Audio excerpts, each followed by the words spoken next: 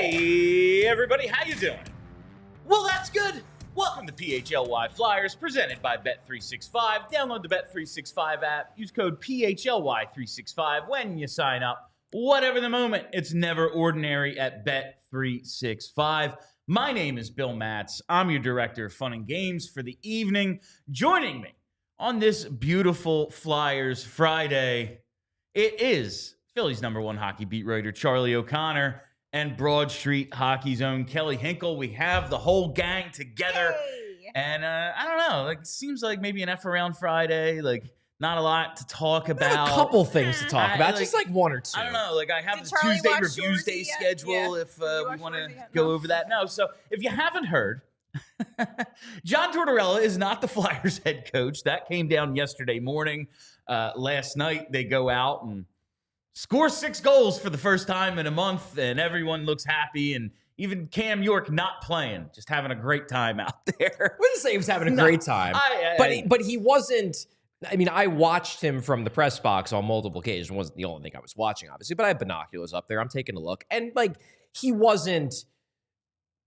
Let me compare it to the time. Remember when Joel Farabee got benched after like one bad shift and had to sit there and basically was just doing door duty. He looked miserable.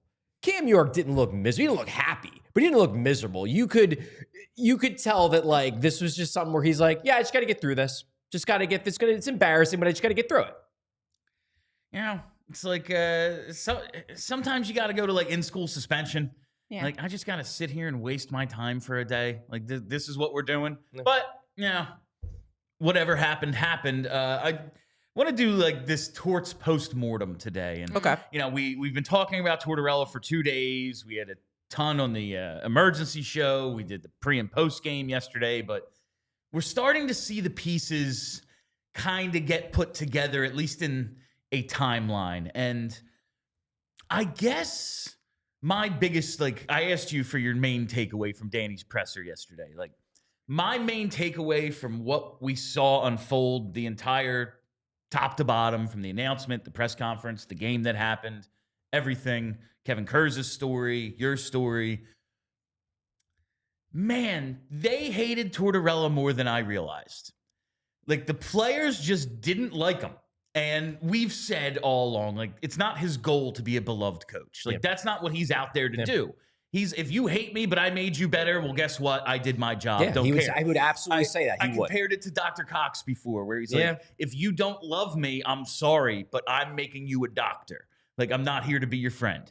And he just didn't have that one lunatic like JT who loved him anyway.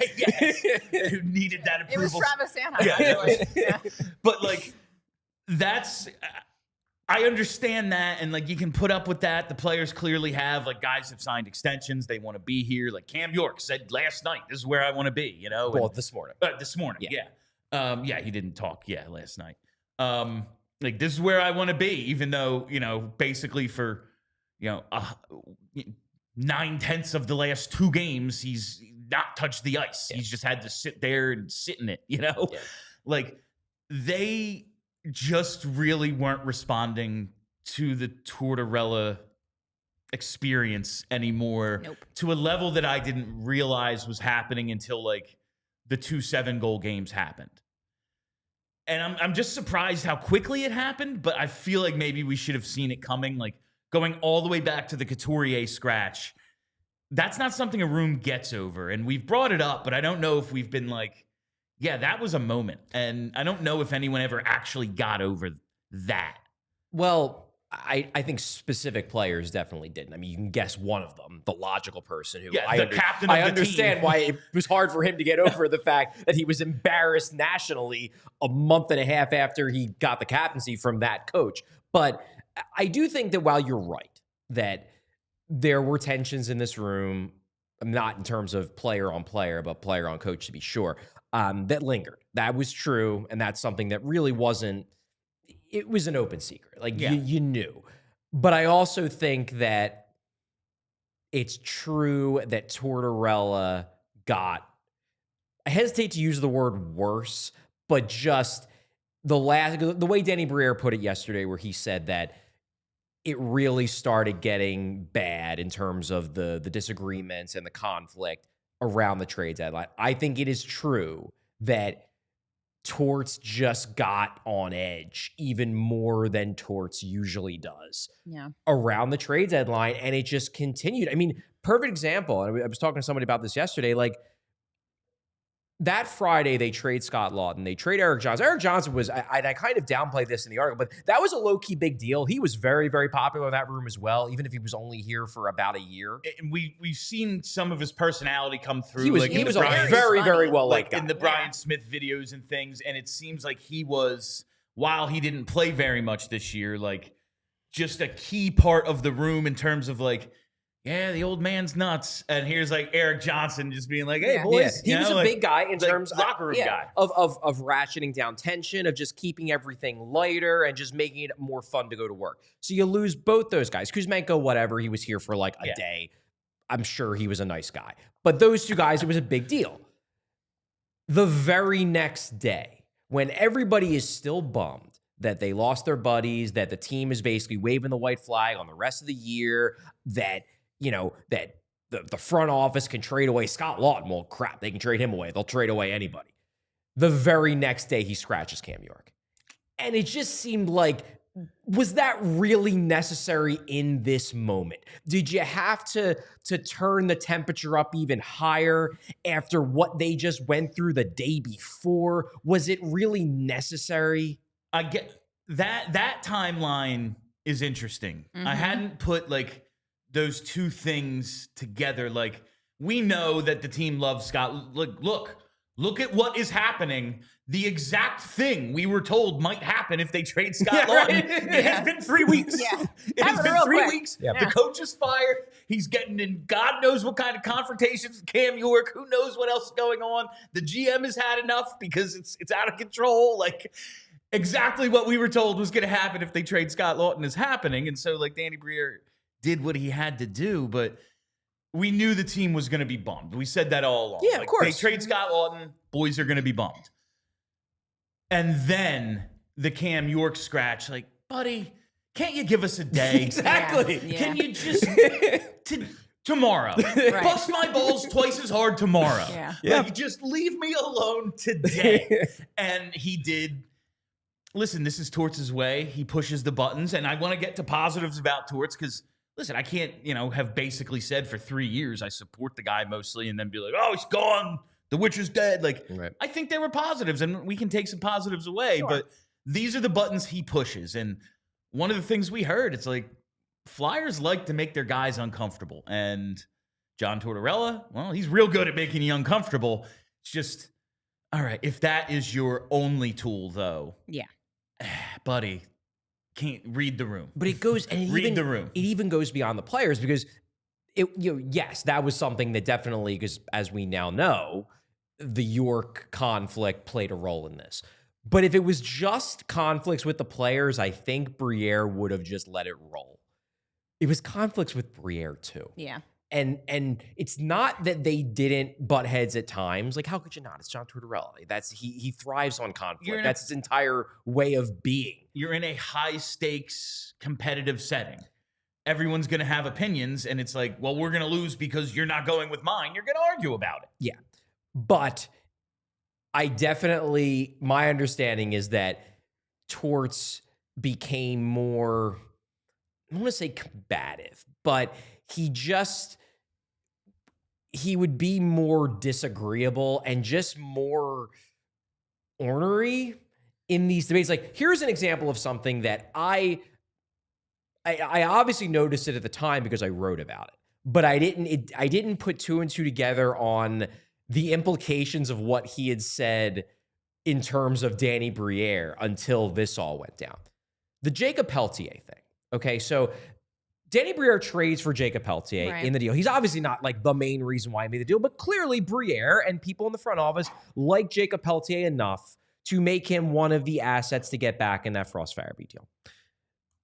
Pelletier, has the visa issue, so they don't get to see him. Coming out of the break, he gets a couple games where he's on a quality fourth line at least with Hathaway and Poehling. Then Hathaway gets hurt. Then he's stuck on the fourth line. And it just became a thing. Like, okay, how are you going to learn about this guy if he's getting 6 minutes, 7 minutes a night? So I, in Tampa, push him on that. And Torts basically, number one, he defends the fact that he's not using him. But here was the thing that stuck with me. When he basically is like, well, I don't know what roles you're going to play, in the NHL. He's too small to be a checker, and he's not skilled enough to be a scorer. What he's more, and I put this in the article, what he's more or less saying is that I have evaluated Jacob Pelletier as a tweener, as an AHL tweener, and if that's all he is, I don't really want to be bothered with him. The general manager just traded for this guy. He liked him enough to prioritize him in the deal. And now John Tortorella is going up in front of the media and basically saying, yeah, he's an AHLer. That's why I'm not using him. And if he's saying that to us, he's probably saying that to Danny, why'd you get me this guy? He stinks. And Danny's probably like, you barely watched him, man. Right. How do you know? He's played 20 minutes. That first game back was Poehling hadn't played in forever. He came back from the injury. Then Four Nations and everything. How do you assess him then when his center is I don't know, Rodrigo Abels? And now it's Abels and Delorier. Yeah, that was his line. How do you possibly assess this guy? He's making some plays too recently. He has. He hasn't been bad. He's made out last night, notwithstanding. It's not as if this team has made a ton of plays lately. I've heard his name more than maybe Owen Tippett, who I want to talk about in a little bit in the show if we have time. But and it just. Ornery, I think, is the word. No, I am the arbiter. And it was interesting because that's the word that Frank Saravalli was using to describe what Torts, his role was, and maybe how other players and maybe even staff kind of reacted to him. You are not the sole arbiter of who has it and who doesn't. I've presented it like that because that's the way it's been presented to us. Yes, even though that's kind of what it is, but every other people in the organization, whether they be players or staff, and I think it gets right to the Pelletier conversation. Just because you think this doesn't mean you run the whole team. Yeah. Right. Guess what? He's here. Use him. Sorry, you're the coach. And then look at the York situation. And I haven't confirmed this, but again, this all fits together. We've been wondering about the Kolosov thing. Okay, why is he here? What makes sense to me, and again, this is not me reporting it. This is a theory, but it all fits together in terms of just Danny Briere being I am done with this crap. This is exhausting. It would not have shocked me even a little bit if after that weekend, Briere was on a scouting trip. He was not even with the team. And Torts basically says to Danny, I'm not playing Ivan Fedotov ever again. I'm done with this guy. He's bad. You have to, if you don't call up another goalie, I'm just going to play Ersson the final 9 games of the year. So be it. So what does Danny do? He had said at the deadline that basically Kolosov's going to spend the rest of the year down in the minors. That's the plan. They call up Kolosov, okay? And by calling up Kolosov, you burn your last recall. Yeah, right. Okay, so you do that. You're all right, I'll cave to you, fine. We'll get Kolosov. You don't have to use Fedotov. Then a day later, he gets into a blow-up with Cam York and then probably tells Danny, get me another defenseman. I'm not going to play Cam York next game. And Danny's like, I can't. I just used the last call-up because you told me you don't want to play the goalie. Even though it was Fedotov who backed up that night. Yes. Kolosov still hasn't been even on the bench. But seriously, you can see why it all just builds on itself where it's at some point the general manager's going to be why am I bending over backwards for this coach? Why am he keeps wanting things and wanting things and wanting things. And it's why? Do you have to be this exhausting all the time? I'm just picturing Danny on the scouting trip and his phone rings and it's John. And before he picks up, he's just it's my day off, John. What? I'm not even there. I'm not even there. And I can listen. It's clearly exhausting working with John Tortorella. It's exhausting covering him. And your article, I think, sign up to be a diehard, allphly.com. I think it really articulated the tone of that press conference yesterday where Briere was still kind of Briere, but I haven't seen him go up reading a piece of paper, like making sure each one of these words is this carefully chosen. Yes. Like that was 100% my read when I was right there. Like, it was so deliberate that like it was almost as if like this is how you would do it in a play to get this across to the audience. And also, like I want to make sure I don't slip up and let too many of my real thoughts come out of my head right now. So I'm just going to read this paper. Like, think about what must have happened like the night prior, and now he's like, yeah, man, we just had a blow up argument. Like, players are involved. Players I got to negotiate contracts with this summer. Like, this is out of hand. I got to like do this right. And I think he handled it as well as he could. And that's the situation. Before we get to the break, I want to talk specifically about York. Cam York has, I think, evolved into a pretty good defensive defenseman. He never, ever scores at all. Sure doesn't. When he was drafted, we kind of expected an offensive defenseman. It's not what has happened. But, you know, Charlie has pointed out a lot, like, and we saw in the broadcast, there's, you know, expected goals against numbers with him at Sanheim. And Charlie has pointed out to me a bunch of, like, oh, killed that play right there. It's his stick that stopped that. Now we have a rush going the other way. I get that maybe he's better than I give him credit. I am biased against Cam York. I don't know why. You're allowed to be biased against guys. I mean, I can recognize maybe I'm wrong, but it's just how I feel. At least you're acknowledging your bias. My feelings don't care about your facts. Quite honestly. No, I'm I just think he has been kind of disappointing. Cam York. Maybe I'm watching Cole Caulfield score 30 goals, and that's still in my head. Whatever. Well, I know one person who agrees with you. Yeah. He's not employed by the Flyers anymore, but he agrees with you. Yeah. Well, what do you want to see out of Cam York in these last 8 games? Because I now want him to come out and play like the mother effer he thinks he is. Exactly. I want him trying stuff. I want him in the Sanheim Rover role. I want him to look like the Cam York who is good enough to get the coach fired. Yeah. And I don't think that's exactly what happened, but you know what I'm saying. You know what I'm saying. This is kind of what Charlie got the coach fired, but Cam York is a close second. 2 gingers coming together, just teaming terminate up. John Tortorella. And then there's Owen Tippett over there, just like, I scored a goal once this month. I want that out of, like, give me 8 games, and I will be on board with Cam York as much as I possibly can be for an 8-game sample size. Like, he's got that contract coming up. We've already said, like, this is barreling towards a bridge because how do you give this guy long term, especially now? Like, exactly. Oh yeah, like, is he signing up for 8 years? Like, I don't know. Maybe you tell me what your plan is first, and then we'll come back to this in a year or two. Yeah. What do you want to see out of York? I mean, when he comes back from this basically 2-game suspension.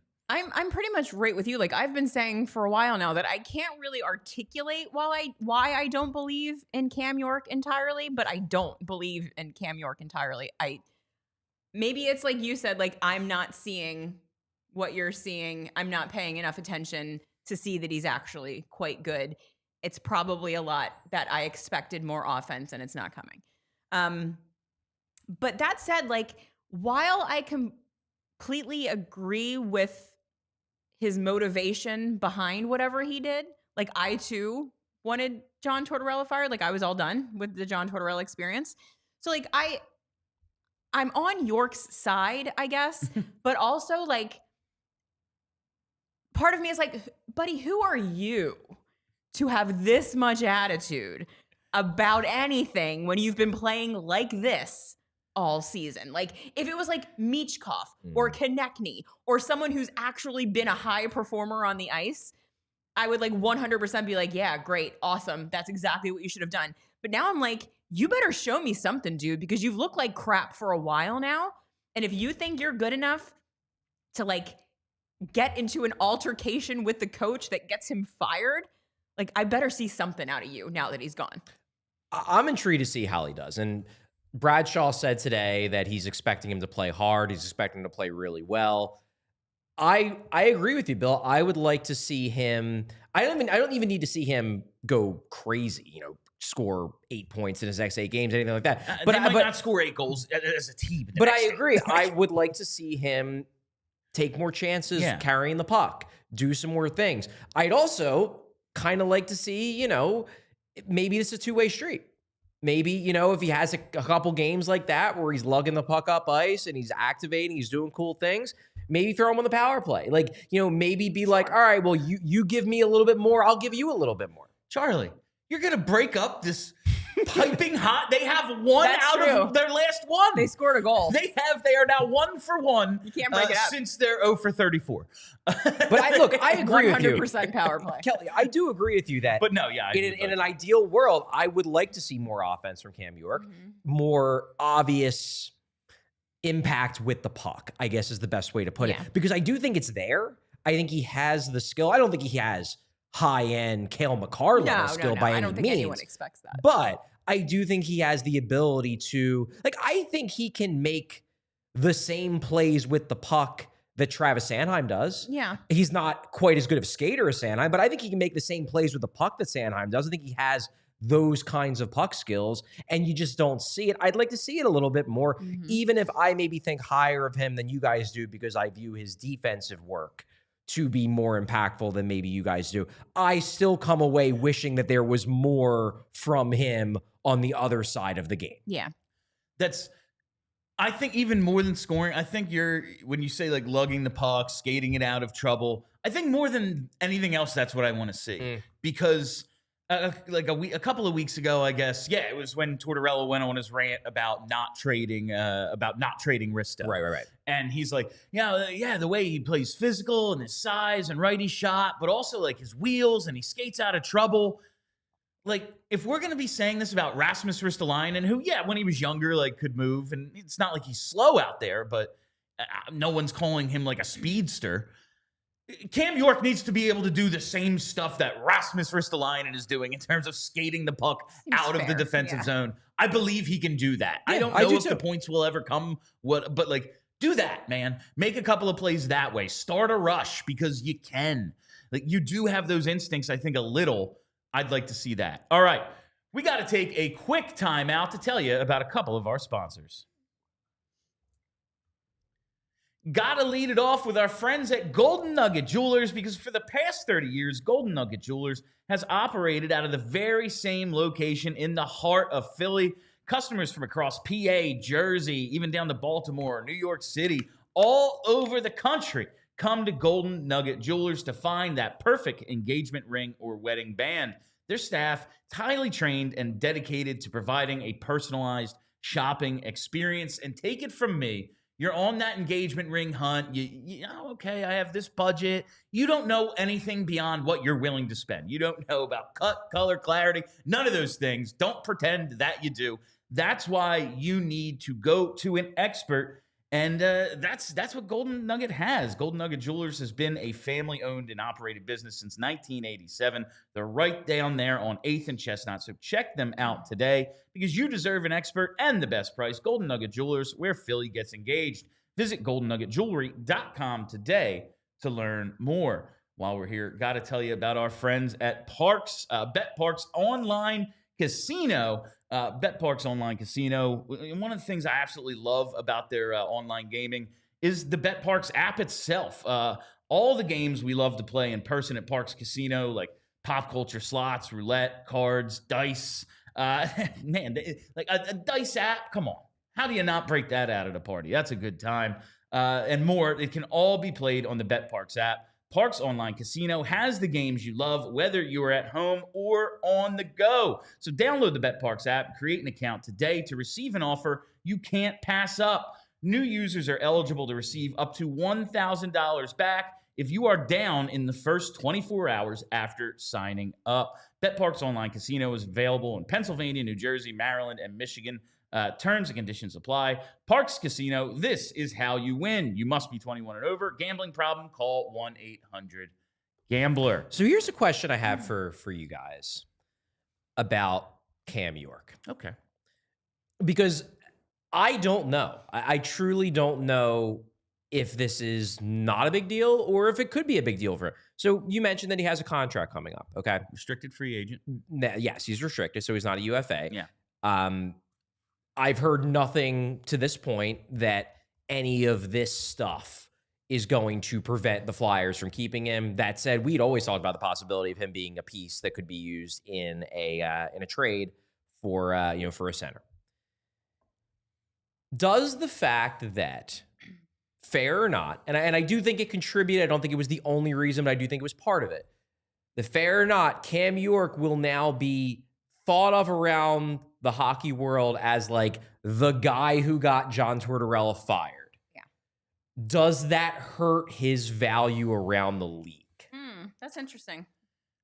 Immediately, maybe. At least in terms of negotiations, like, we're taking a problem off your hands, bro. Like, even if it's not true and you know it's not true, you still say it. Yeah, like that's just the negotiating. narrative that's out there. Yeah, so. Like this is an open secret. You know, we're talking about it here. There's 10 articles up online about it right now. The best one, Charlie's, allphly.com. Obviously. I mean, I'll give Kevin Kurz all the credit in the world. He was the one who got someone on the record to say this is what happened. We all kind of knew it, but he was the one who got someone to say it happened. Yeah, so well done to Kevin. No, Kevin's was excellent as well over at The Athletic. I wonder if it hurts his own negotiating stance. Like, buddy, like we just had to suspend you for 2 games, basically. Yeah. Like that's what happened. He was suspended. That's not how it's going to be framed. It's a little more complicated than that, but functionally. Functionally, yeah. And like in CBA, he yelled at the coach. You can't suspend him for that. Like, I don't think. He's getting paid. It's not like he took away a paycheck. Right. He's dressed and everything, but didn't touch the ice basically for 2 whole games. One interesting tidbit that I learned today, I didn't know this until I think it was Jim Jackson in the media room mentioned it, that because he didn't take a shift, it doesn't count as if he played a game, even though he dressed for the game and was on the bench. Interesting. That's why, like, if someone's going for like an Ironman streak, they like start the game, right? Because like Phil Kessel took that one shift and then just sat for like you got to get them out there. You have to be out there for a shift. It's not a game played until you step on the ice. Apparently, the only exception is it can still count as a game played if you like served a penalty. Oh, like a bench minor. Yeah. Okay. Oh. Yeah, because you're in the stat sheet, right? So it makes sense. Right. Okay. But anyway, sorry to interrupt. No, that was an interesting little tidbit that I learned today. I love stupid scoring. I didn't know that. I love scoring those little stupid things that you learn throughout every season. I wonder if it hurts more his own negotiating stance with the Flyers than it does if the Flyers are trying to move him. Because like, you know who's not, you know where you're not trading him? A team that is employing John Tortorella. That's very true. They're like, well, this problem isn't going to be replicated. Like, I guess maybe like if you want to send him to Anaheim and it's Mitch Cronin, it's like, well, everyone hates him too. Like maybe the Anaheim players are all sitting there like, yo, trade for Cam York. Let's get Cam York this summer. Because they all hate their coach. The What Chaos guys brought up Anaheim as a possibility for Torts. And I was like, that would be the funniest outcome because it would be all these players that spent years complaining about how much they hate their coach and they fire him. And then like a day later, they hire Torts. Like, be careful what you wish for, boys. You got John Tortorella. And guess what? Mike Babcock's his assistant. So here's my thought on Charlie's question. I think if Cam York was having a really good year play-wise, I don't think this would hurt his value or his negotiating power. I think it would be like, well, he's really good, so, you know. But now but since he's kind of having a down year, like now you've given people the opportunity to also use this against you. Yeah. And you can't really like back it up with anything.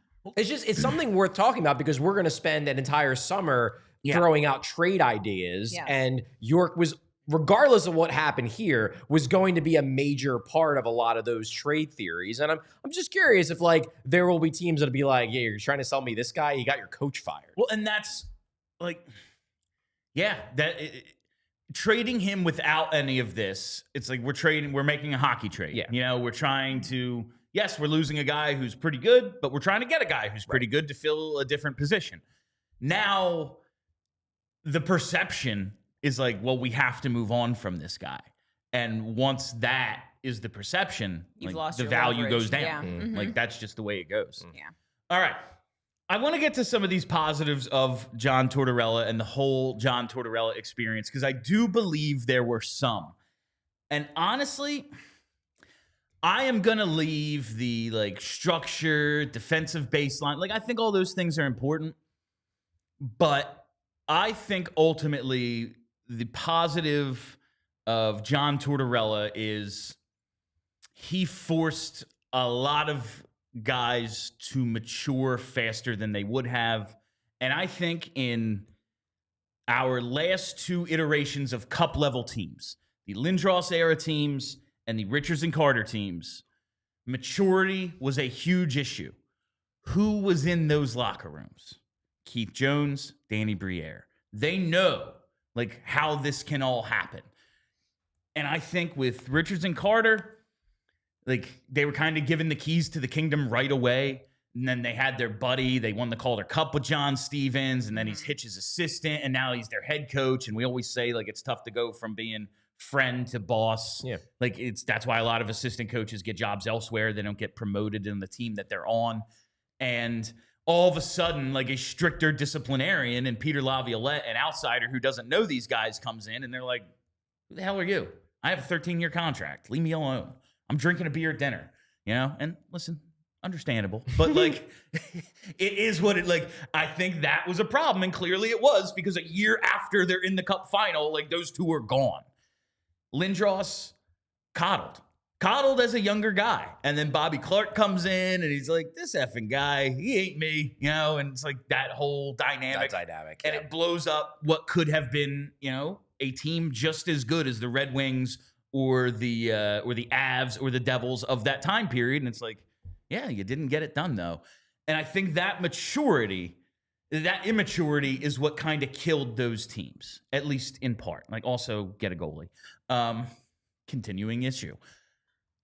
I think John Tortorella forces young players and some vets like Travis Konechny to grow up, to face adversity and be uncomfortable.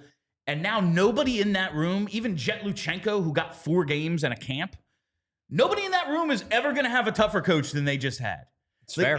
Nothing will ever be like when you are in game 7 of a conference final, it's like your foot's broken. It's like, you know what? This ain't harder than playing for John Tortorella. Yeah. I really do believe that they went through it.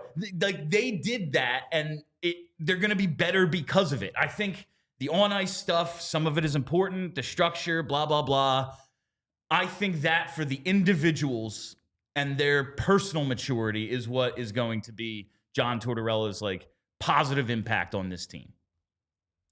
Yeah, go ahead. Oh, I think for me, and I made this point in not the super deep dive story that I did late last night, but the one I did during the day. Yeah, the first one. Just kind of like breaking down, like this is setting the stage for people who aren't aware of everything that led up to this.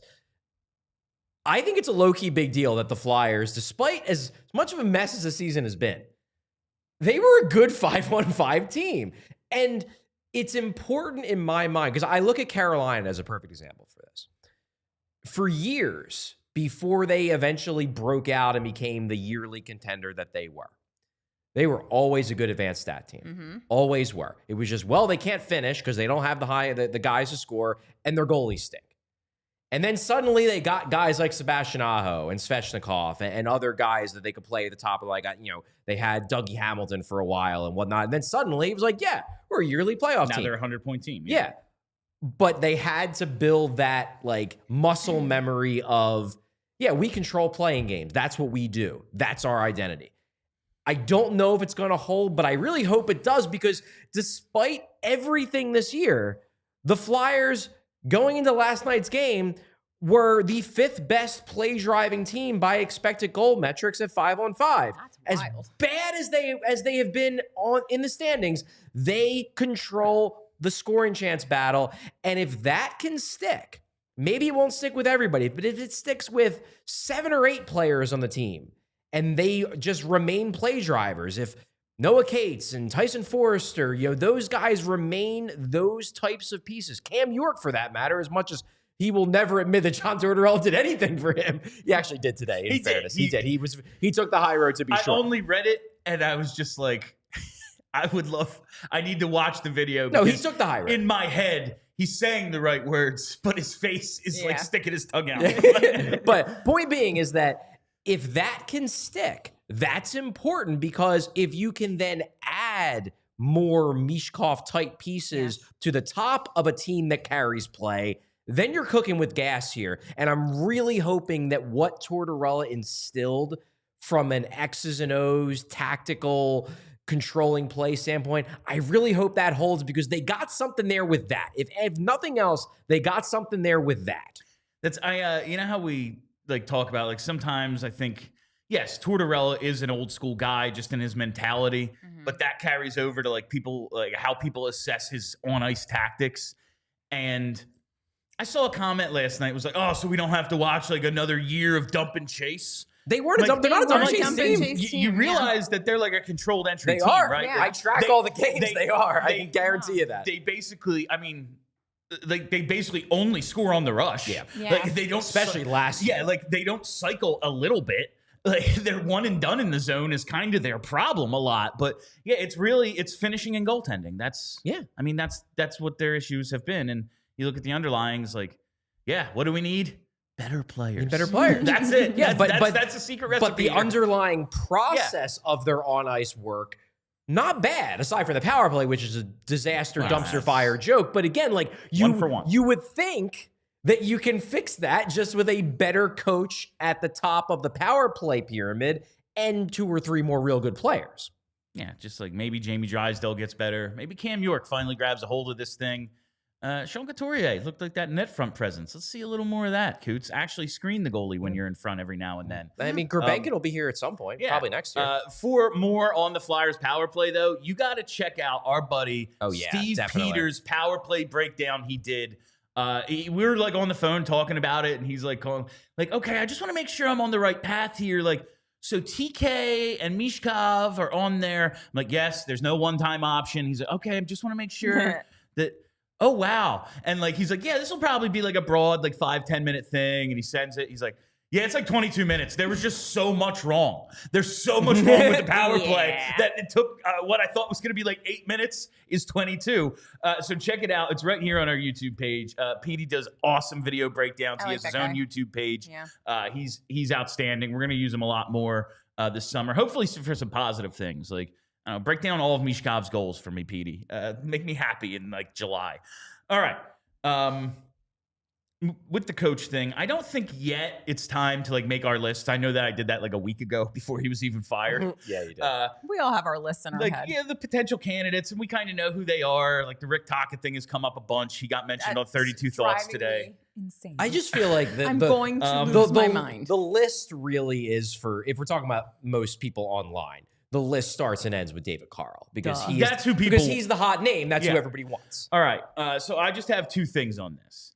One, do you think Bradshaw has a legit chance to hold this job beyond the interim? I kind of hope not. Did we talk about this last night? I think we might have. Or I talked about it with during the else. game. Yeah. Who knows? I worry that, like, I would prefer to keep Bradshaw as the guy coaching the defense because he's been so good at it and not have to worry about him being on the chopping block because the team sucks. Like, that's what the head coach is. Like, you're the guy that gets fired when things start to go bad. I would just like Bradshaw to remain in the organization as long as possible because he seems to be very skilled at getting the most out of defensemen. And I would prefer that he be able to keep that role. So, like, for me, if I'm interviewing head coaches, like, one of my questions would probably be, hey, you cool with keeping Bradshaw on? Because he's really good at his job. Like, I would much rather have him continue to do what he's doing than move into a head coaching role. I think that's fair. I do think that probably... It's tough because, like, I really like Bradshaw. He seems very nice. And I think he's a very smart guy, and I think he could be a good NHL head coach. I have my concerns as to whether he can be a good NHL coach here, coming right after Torts, because number one, he's so closely tied to him. Number two, he's so much nicer than Torts that I just worry that the guys are going to take advantage of that. Because I don't think it's likely he's going to get the job, I agree with you that the best case scenario for me is that he stays involved because he does seem like such a really good coach of defensemen. Yeah. And they are going to have to continue to develop young defensemen. You know, Emil Andre is still very much in the early stages of his NHL development. Jamie Drysdale's not cooked. Jamie Drysdale is not done. He's not done cooking. Oliver Bonk's going to be here in the next year or two. Right. Hunter McDonald will be here eventually. They really like Spencer Gill. There are young guys that are coming, and I want Brad Shaw to be the guy who builds them up. Will he be willing to do that after he coaches 8 games or 9 games of interim, and then gets in? Maybe they give him a little bit of we'll interview for the head coaching job, and then they go with somebody else, and then he's like, well, I don't really want to stay here if I didn't get the job. I don't know. The best case scenario for me would be for them to find a way, I think, to have him be the defensive coach. I just don't know how realistic it is, depending upon who they ultimately hire as head coach, because that head coach might want his own guys. And that's why, and I agree with you, Kelly, I would like to be able to keep him around in some capacity. I know the pay disparity between an NHL coach and an AHL coach is whopping. So maybe it's enormous. Doesn't have to be. Yeah, I mean, you doesn't have to. Fair. You just pay him we're gonna keep paying you what we're paying you, but you're in charge of the Phantoms now, so at least he gets his hands on them. Yeah. Or you put him in a head of player development role where it's you're not on the coaching staff, you're something different, but we want you working hands on with the young players, something of that nature. I do want to see Brad Shaw stick around, but if he can hang on to this, that would be good for him. Yeah, cool. The other guy I want to bring up, so Kurz was on Marek's show yesterday, and they brought up Western Michigan coach Pat Ferschweiler, who was apparently Jonesy's line mate at one point in college. They overlapped for 2 years at Western Michigan. Jonesy was an assistant captain in 91-92, and Ferschweiler was the captain in 92-93 after Jonesy went pro. So they're familiar with each other. We know that's a big deal a lot of the times for the Philadelphia Flyers. Part of the family. I'd be surprised if they go the college route. This would be so Dave Haxtell. Maybe. I mean, why was a big reason why Ron Hextall hired Dave Haxtell? Because Coach's kid. Yeah. This would be for all of the criticism they get is we're just redoing the Hextall era. That is exactly what this would be. I'm not necessarily saying it would be a bad hire. I'm just saying, oh my God. I have watched exactly 0 Western Michigan games. I have no freaking idea if this guy can coach or not. I just found it kind of interesting that he got brought up on a national show. That's all. I'm just saying it would be would be Hextall 2.0. It would be so you just hired Jonesy's buddy. Yeah. Absolutely. That would be the talk, but maybe he's actually good. Who knows? That's just my thought. All right. So we got to pull a winner of last night's keyword from the post-game show, show 2 of the final 10 post games that I am giving away 1 free shirt. All you have to do is DM either our Twitter or Blue Sky account a certain keyword from the show. Last night's was fired, and we got 100 entries. It was 40 the other day. Wow. We got 100. This took me forever to write all the names down and put them in the bucket. There has to be some other way, but I think this is the funniest way. Okay. So I'm going to keep doing it. But we're going to pick from Thursday's post game the fired keyword winner, and you get a PHLY Flyers shirt of your choice. Exciting. Let's see who it is.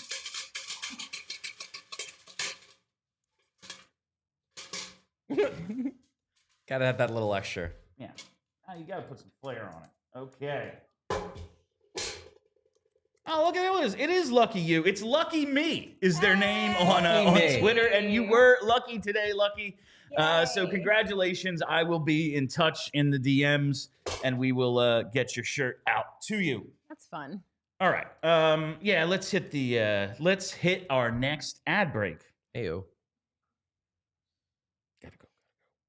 Come on. Oh, okay. Yeah. All right. I have it right in front of me. That was silly.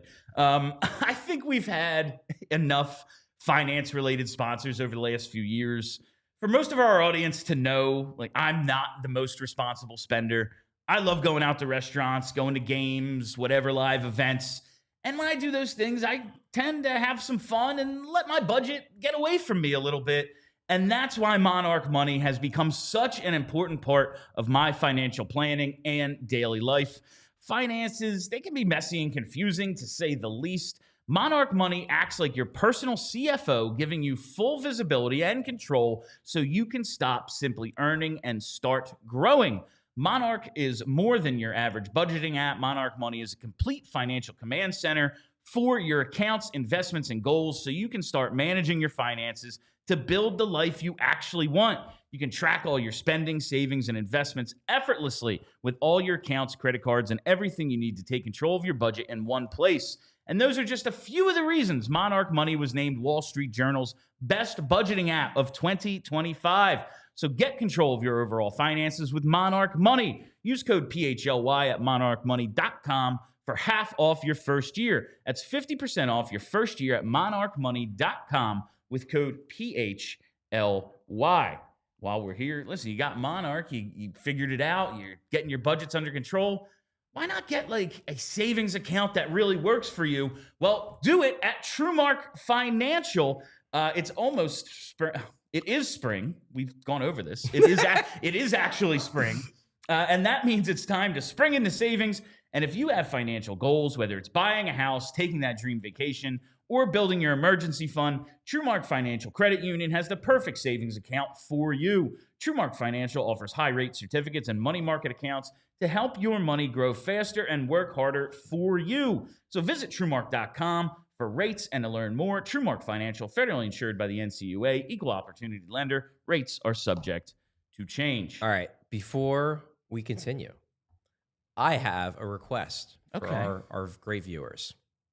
Hit that like button. Yeah, you know what? We have a lot of people watching this show today. There've been a lot of people watching all of our shows the last couple days. I want to see that get to triple digits. We're 63 right now. Oh, yeah. So let's see what we can do. Come we need on. more than that. See, this is... Brenna always 63, tells me... those are rookie numbers. Yes. Brenna always tells me, like, in a show when we have a lot of live viewers, like, you tell the people to hit the like button. And I never check my messages, like, during the show. So then afterwards, I'm like, oh... I'll go in and like it, and it'll seem like somebody did. But yeah, we hit the freaking like button, guys. Come on. It's simple. It's one little click. It's right there. It's a thumbs up. It's fun. All right. Sean Couturier, something I am very encouraged by. He looks real good closing out this season. Yeah. And I don't know how it's, 5 years left on that contract, 5 years from now, what we're going to be thinking. But at least for the time being, the near future, I am more optimistic about Sean Couturier being what we need him to be than I have been in quite some time. And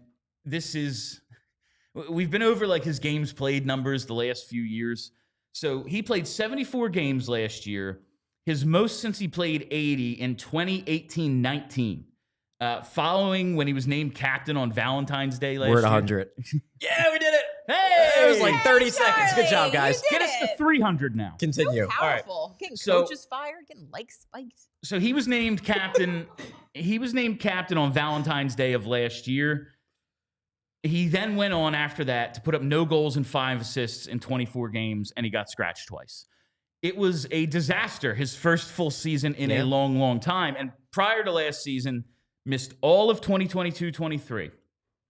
Played 29 games in 21-22 before leaving with the back injury. He played 45 of 56 in the one pandemic-shortened season. He played all 69 games in the 2019-20 season, but of course that was also pandemic-shortened. He won the Selke that year. And then it's 17-18 and 18-19. Played 82 and 80 games, put up 30-plus goals and 76 points, finished second and sixth in Selke voting. We're talking about years he played at 24, 25, 26. He's now in his 30s. He hasn't played a full season since then. It seems like he's finally maybe just like gotten back into it. Maybe he just needed last year to go through it, to get through the grind again. And now he knows how to do it, whatever. But I am freaking encouraged. 8 points in his last 5 games, 22 points in his last 34 games. That's the midway point of the season. He's been good for the whole second half. Considering what we saw last year, this is the best possible sign that this contract, while, yeah, he'll be overpaid, he will, however, be a contributor and not just a guy. It's like, yeah, he's making almost $8 million, so he's on the team, but like, we can't buy him out. You only save about $1 million if you buy him out because of the bonus structure. Yeah. I am really, really optimistic for the first time about Coots, just based on what we're seeing. Yeah, I'm feeling very confident that we're going to get an effective third line center out of him for the rest of this contract, and I think that's good enough. Yeah, I think I tweeted it out during the game yesterday, and I hold to it, that I agree with you guys that he's playing quite well. I mean, he's not playing amazing. He's not playing at Selke level, obviously. Oh, no, yeah. But he's playing quite well, especially over these last couple of weeks. Been one of the few guys who's been playing well during these past couple of weeks. But I'm particularly intrigued to see what we're going to get out of Sean Couturier now that John Tortorella's gone. Because, and I've had this conversation with a bunch of people around the Flyers, not within the Flyers organization, but definitely around the Flyers, that it is so inexplicable to me that from seemingly day one, John Tortorella showed up and just decided that he didn't like Sean Couturier. Which is wild. So weird, because I've covered Couturier, not from day one, but pretty close. A long time. Pretty close, yeah. Like, I've covered him for over a decade now. And this is the first coach that he has ever had that not only didn't seem to, like, Torts didn't particularly care for him, but there was never even a coach before this who was, like, ambivalent on Couturier. They all loved him. They all thought he was like the dream NHL player. He works so hard. He does all the little things. He's a good leader. He speaks up. Like, all of the things you want in a guy. He was like the coach's dream. And I think it was tough for Couturier to deal with the fact that, like, I don't think he's an entitled guy, to be clear. But when you've spent your entire career, like, being the teacher's pet, and then suddenly the teacher hates you, it's like, no, what's going on here? Like, what do I do? I wonder if he's going to be better. Not even just like, well, it's a new coach with a new system. Like, just having a coach that's not Torts. And, like, I'm talking about the scoring numbers. That's what's impressive to me right now. Ideally, he's not playing with Michkov and TK. And because of that, I don't expect him to score at this rate. Sure. But yeah, it is interesting that the coach from day one has just of all not the guys, liked him. He just wasn't sold on it. But it's wild to me. 14 goals and 40 points and almost 56% in faceoffs with 8 games left. Unless he, like, gets hurt in practice this week, this is going to be the 4th best points total and at least the 5th best goal scoring total of his career. That's what it's going to be for Coots this season. And again, I don't think that's what we should expect from him when when he's in his ideal role, because it's going to be like him and Cates and, I don't know, Tyson Forster or worse. But it's just very encouraging. And I hadn't really thought about it, because I know, like, obviously Coots and Torts didn't have the best relationship, clearly. Yeah. But I hadn't really thought about how this would affect him as much as, like, maybe some of the younger guys. But yeah, like, Coots is the longest tenured Philadelphia athlete now that BG is retired.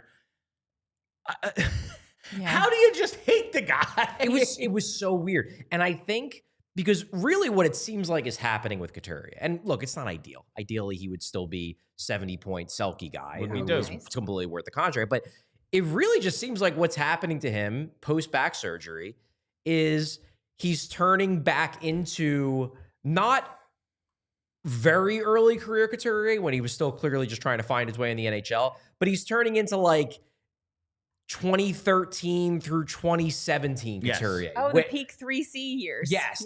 When the whole thing was, well, he'll never score 40 points. He's never broken 40. But his underlying numbers were fantastic, and they still are. I just looked up his performance by expected goals, RAPM. He's in the 92nd percentile among NHL forwards. Seems pretty good. His points per 60 at 5-on-5, 1.82. That's solid second liner territory. Not elite, but solid second liner territory. So why are his numbers not that great? Well, number one, he's getting 17 minutes a night, which is around what he got in those days. Yeah. And he's got 2 power play points.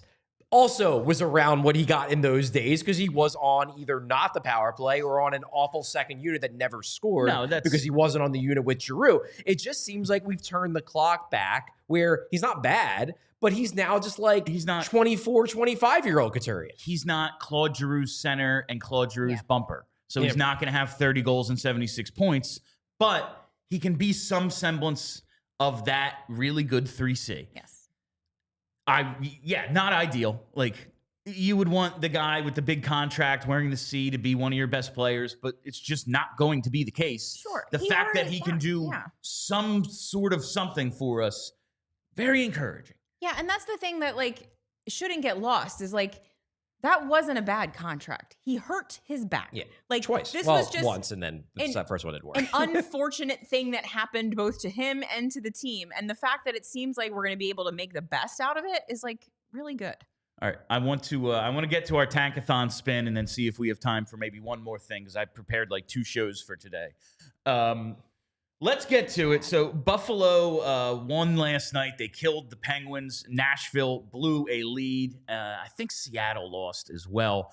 But the Flyers still holding on to that 4th spot in draft lottery odds. And these next 2 games, they're huge. it's Kolosov time, baby. Seriously. It's time to get Coley in net Fedotov. against the Sabres and Preds. In fairness, not saying it's going to happen, but Ivan Fedotov was the first goalie off the ice today. That sometimes implies he's going to be the guy. All right. Bradshaw Buffalo and the Nashville, next 2 games. These are must-lose games.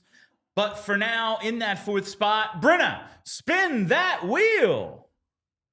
Hey! All right. That would be... Even if they get 2, they probably are getting Michael Misa. Yes. That's San Jose is going to take Schaefer, probably right? going 1 and Misa would be fantastic. That very would be such a massive win for the Flyers. Misa is the dream this year, right? Seems like it. I feel like for me, he is just because, and I'd be like, Schaefer's great too. They need a number 1 defenseman. He has that upside.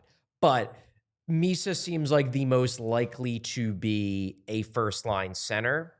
And I think they need that possibly the only one who is like above 50% to be a first-line center. Like Hagen's very good, would have no problem with it, but there's a little bit more risk there because he's had small, right? Let's say, I'm not going to say underwhelming, I'm going to say disappointing draft year. He was expected to be better as a freshman in college than he has been, and it's lowered his stock a bit because guys who drop off a bit in their draft year, there's a little bit of a higher bust rate. But I still really liked it. He is small. He's small, but he's not like tiny small. No. He's like 5'11". Yeah, hockey small. Hockey small. All right, I have so much here for Michkov and the Calder race. We're going to punt that to a different day. I will just say, after last night's game, somehow, inexplicably, Michkov's odds worse than they were. Seriously? Yeah, last night, and now Hudson and Celebrini went into last night co-favorites -110 each. Wolf was like 40-1, and Mish was like 60-1. And now that was last night, and now it is Hudson running away with it a bit. Hudson -160, Celebrini +125, Wolf 40-1, Michkov 75-1. So one more secondary assist really just got them going in Vegas. 3-point night, all primaries for Michkov. Yeah. And Hudson, not only do his odds shorten, but he gets Michkov's space. Like, one gets longer, one gets shorter, and it's Michkov. It's wild. I'm shocked. I'm just appalled. How do you people do your things? But let's take a last couple minutes to talk about Kelly's favorite player, Owen Tippett. I have an Owen Tippett jersey. I know you do. You bought it at very frustrating to me. What was it? Like one of our takeovers or something? One of our events when we were up in the Liberty Lofts or whatever. Yeah. Before we go any further, just want to say we're going to overtime. Oh. Head to allphly.com to keep watching. Owen Tippett, 19 goals, 37 points in 69 games this year. We know comparatively quite a bit down, 28 and 57, 27 and 49 the last 2 years. My question to you, Charlie, you were there in person. We know Cam York was on the bench but wasn't allowed to play. Are we missing that Tippett was like soft scratched, or did he actually play last night? Didn't hear his name. He was pretty invisible in this one, to be sure. 1 shot attempt, it got blocked. No shots on goal, no hits, no blocks, -2 in 13 minutes. That is as ineffective as it possibly gets. Seriously. Is he the biggest disappointment of this season? He is for me. I mean, I think for me, I'm more disappointed in Sam Ersson because I had higher expectations for him. You did. See, I think we did this a show or two ago, and Ayers, I just wanted to find out about, but I didn't know what he was. It was like, maybe, let's see. Yeah. Owen Tippett, it was like, I know what your baseline is. Now I need you to be better. And he is coming in under that baseline. Maybe it's just a bad year. That's what I'm really banking on just one down year. They happen, especially for streaky goal scorers. You don't get that one real lengthy streak where you have like 8 goals in 5 games and your numbers look like this. I get it. But, man, no goals, 1 assist his last 10 games. 1 goal, 1 assist in 14 games this month. 2 or fewer shots on goal in 9 of 14 March games. Bro, that's your game. Yeah. You fire pucks at the net and some of them go in. Is it the line he's on? Is he in his own head? We've heard how he's missing his buddies and he's just having trouble adjusting. John Tortorella was even like, mean old man is like, I got to take a different approach with him because it's clearly something's the matter. What the hell is up? Is it simply like, when Frost and Farabee got traded, it bummed him out and then he got hurt and then Scott Lawton went and all of this is contributing to Owen Tippett just don't got it this year? I'm sure it's part of it, but like he's reached a new level of underwhelming over these last few weeks. Yeah.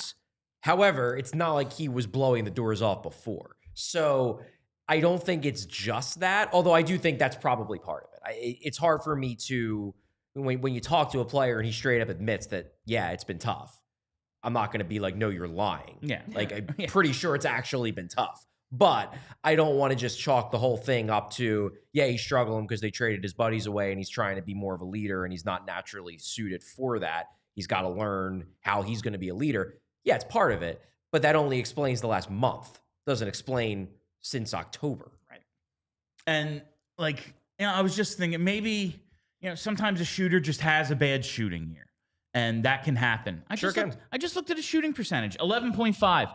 Last year it was 9.7. The year before, 11.7. Yeah, I feel like he's doing what, at least the shots he gets on net, it's exactly what you expect, but he's not getting enough, and he's, of course, not hitting the net enough, which is always an Owen Tippett. He is shooting substantially less. Way less. Yes. Last year, in 78 games, 289 shots. This year in 69 games, 165 shots. Yeah, that's crazy. We're talking like 100 fewer shots by the end of the year. We were coming into this year like, put up 350 shots, bro. That's your game. Yeah. So just rip it. Right, exactly. And I do think part of it, playing with Mish and kind of having to adapt to that. We talked a lot this year.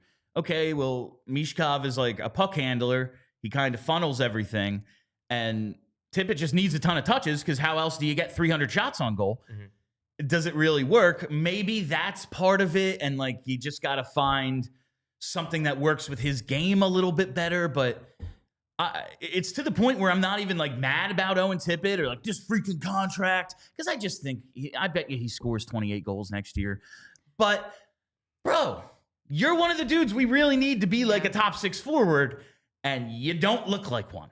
I'm willing to give him a little bit of grace just because, with the center situation, I don't think the lines have ever been, optimized as far as, maximizing everyone's talent and what they need to succeed. So, if they're able to get at least a center this summer, someone else who can play center, maybe they're able to balance the lines a little bit better. I really don't like him with Michkov because I would like each of them to be shooting a lot and they can't do that at the same time. So I'm willing to give him a little bit of grace just because I don't think he's had the best situation to work with this season, but also if he starts slow next year, I'm going to lose my mind. He better come out hot, especially if the team is constructed better than it's been constructed this year. Okay, here's a point I want to make about doesn't explain everything for Owen Tippett's disappointing season, but probably explains a decent amount of it. In 2022-2023, Owen Tippett had 27 goals. He had 19 goals taking away power play goals. 2023-2024, he had 28 goals. He had 23 goals taking away all power play goals. So 19-23. This year, he has 19 goals taking away all power play goals. He still has 19 goals.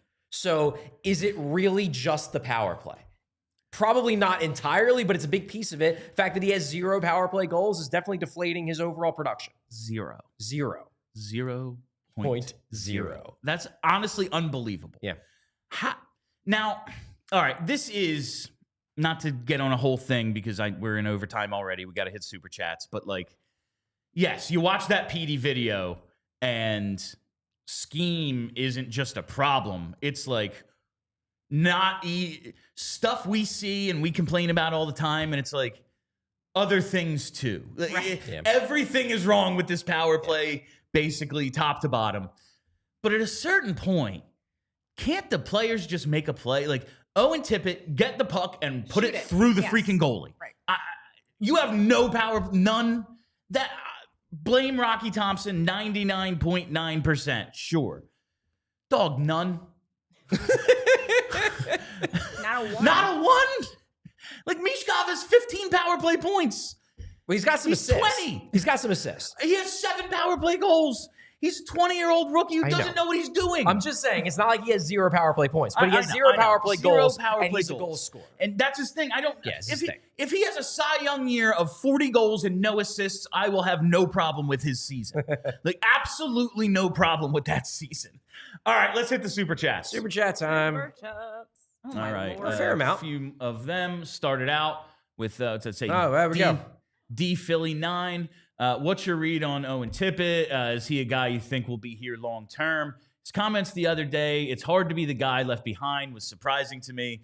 I think he's going to be here long term. Yeah, I don't know what the alternative is there. I think they could trade him if they absolutely needed to. I think he's but tradable. For, like, nothing. I don't think that contract is like an anchor, but it could be a Farabee situation where I don't think you get basically nothing back. Right, but you're not getting an Owen Tippett level asset back. Jacob Chikrin just got $9 million a year, and he's like a 3. Yeah, we that need to. Contract you guys need to recalibrate your view of cap. Yeah, this next year and like this summer, people are going to freak out. I think after this summer, when everyone realizes what the prices are, and the cap actually tangibly goes up, like we see it, we're not just being told it's going to happen.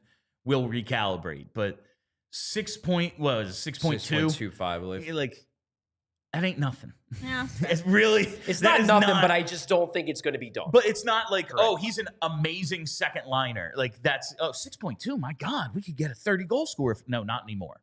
You know, like, I think there would still be teams that believe in their system he could be a 30 goal scorer. Yes, I don't think the contract is going to be a problem. I had an issue with the, I feel like I always have issues with this. I had an issue with the criticism that Tippett got on social media for expressing that it's a bummer that his friends got moved. Did people give him crap for that? Yeah, it was a that's thing. gross. People are Don't dicks. do that. And he's a human man. Like, and that was not one person, like even John Tortorella, who we're finding out behind the scenes was like, you know, giving Danny like wet willies or whatever. Like, yeah, like even Tortorella was like, and I'm not saying we shouldn't have done any of the moves. Everything we did was necessary.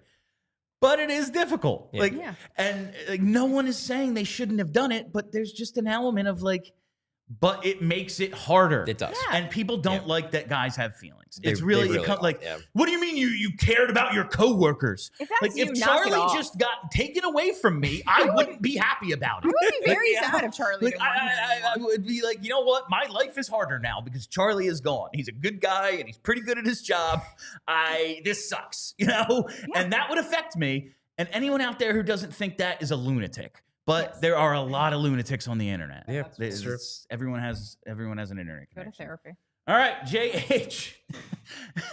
Never expected York to be the coach slayer. So much drama. It's so never Cowboys. ordinary here at PHLY. It is never normal covering this team. Never once. Chaos organization. From Steven. What do you think the altercation was about that got York benched last night? What could have been said that it was so bad that it crossed the line? The Kurz story says whether it was like at intermission in the Maple Leafs game or afterwards, it didn't get physical, but there was an altercation between York and Torts, and both probably crossed the line. I am just assuming this was, like you said, tremendous disrespect. I assumed it was on both sides, probably. Because we've seen John Tortorella go, like when he was asked about benching Michkov, he's like, "Yeah, I probably should have put him out there for the second and third, but I get heated too." Yeah, like, what's he backing down? He's John Tortorella. That ain't happening. Yeah. So I'm sure it was just a bitch fit.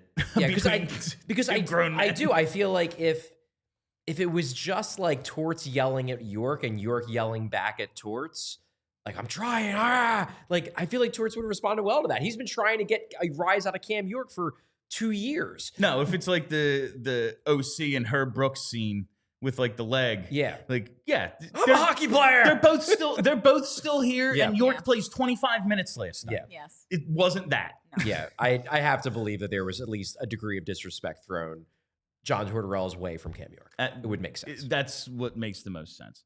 All right, another one here from JH says, watch the Petey video, one of the best video coaches reviewing the most terrible, god-awful power play. Honestly, like, I don't know how much interest he has in coaching, but the Flyers could do a lot worse. I was going to say, does he want to coach the power play? Steve Peters would be better than Rocky Thompson. That's all I'll say. Oh, I don't know how 100. much, but it wouldn't be worse. Sure wouldn't. It would be very hard to be.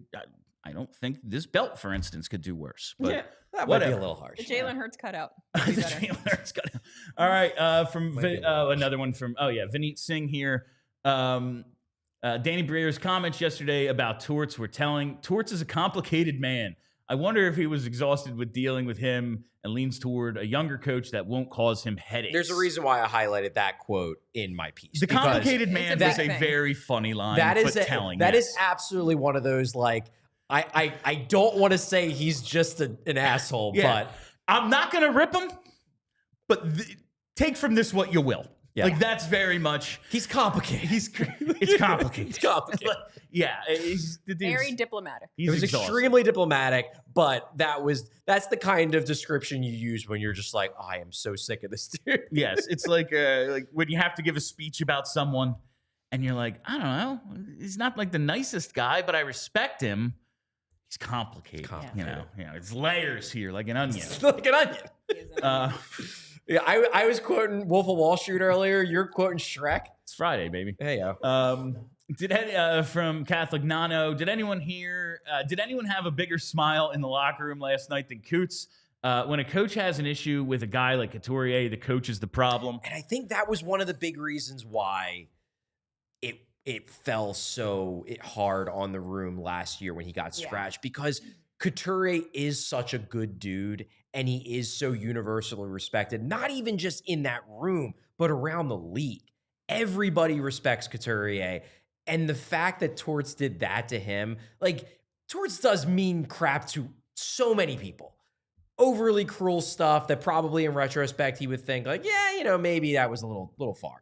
But he never really did it to anybody that had the clout of Couturier. And that's always like, okay, he gets treated that way. Nobody, gets played favorites here. He probably did it in other places. Yeah, like, okay, he treats everyone the same.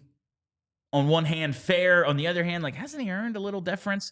And then when you see like the lack of communication with Sanheim, it's a text that morning, right. and he's already bought the freaking tickets. Yeah. It's, I don't know, Coots just ain't in the lineup. He doesn't know why. He benched Frost when he went home too. York, yeah, man, he didn't tell me. Haven't talked to him. You can't, like, at a certain point, you have to change. I know you have, well, they can come talk to me, buddy. You took a regular out of the lineup. You need to tell him why. And everybody on the team everybody in the organization knew that Couturier was playing hurt.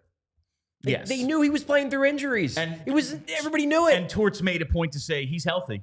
And it was like, well, why'd he get a surgery?